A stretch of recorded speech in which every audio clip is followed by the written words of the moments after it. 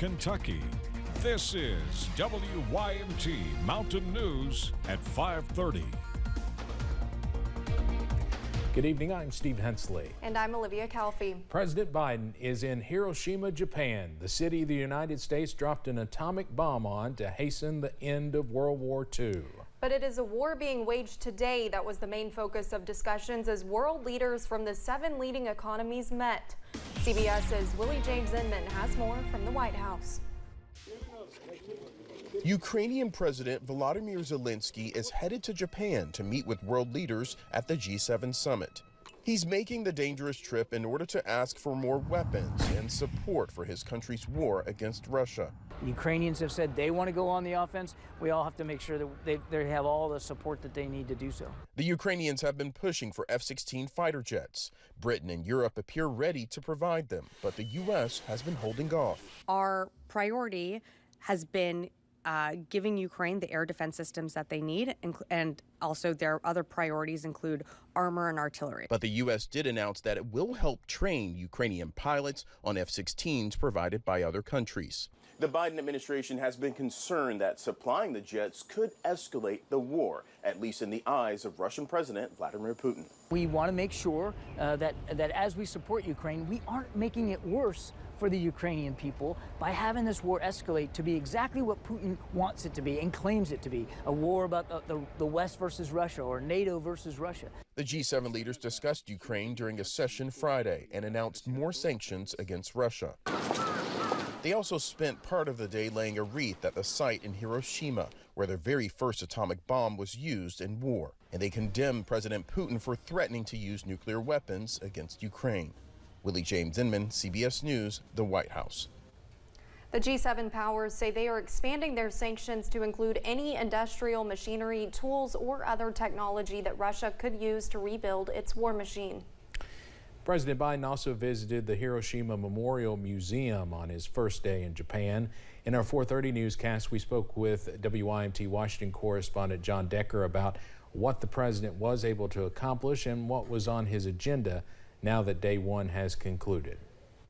Well, the day on day one for the G7 leaders began with a visit to the Hiroshima Peace Memorial Museum. It's a very moving visit that the G7 leaders took part in. It was behind closed doors. They also met with a survivor of the atomic bombing of Hiroshima back in August of 1945. After that, they got down to the business of focusing on the war in Ukraine. That was the focus for the entire day today.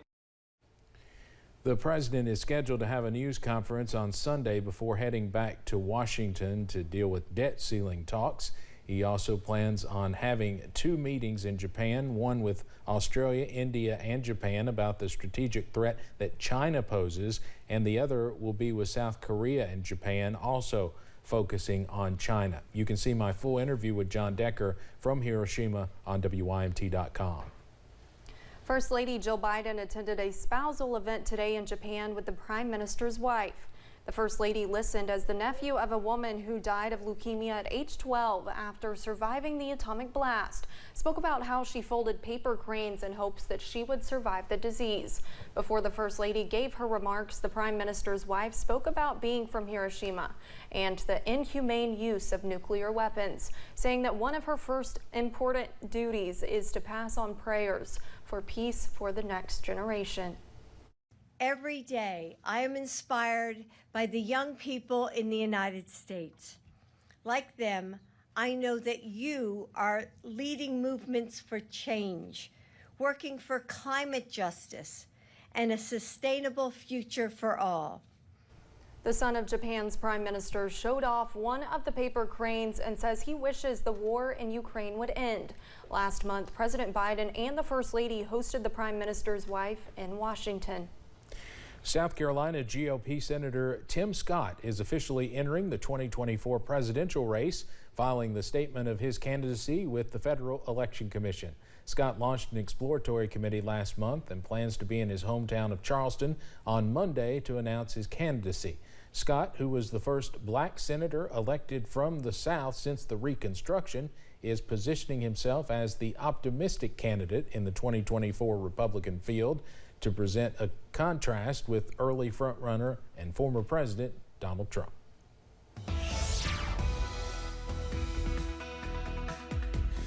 A sunny, warm day around the region today as we finish the work week on a high note. Unfortunately, we're starting the weekend on a rather soggy note as we head into the day tomorrow. The view from London Corbin Airport, just some fair weather cumulus clouds right now, but we're starting to see that increase in high cloudiness as that front works closer. Other end of the region, still more blue sky behind those fair weather clouds, 70 at UVA-wise.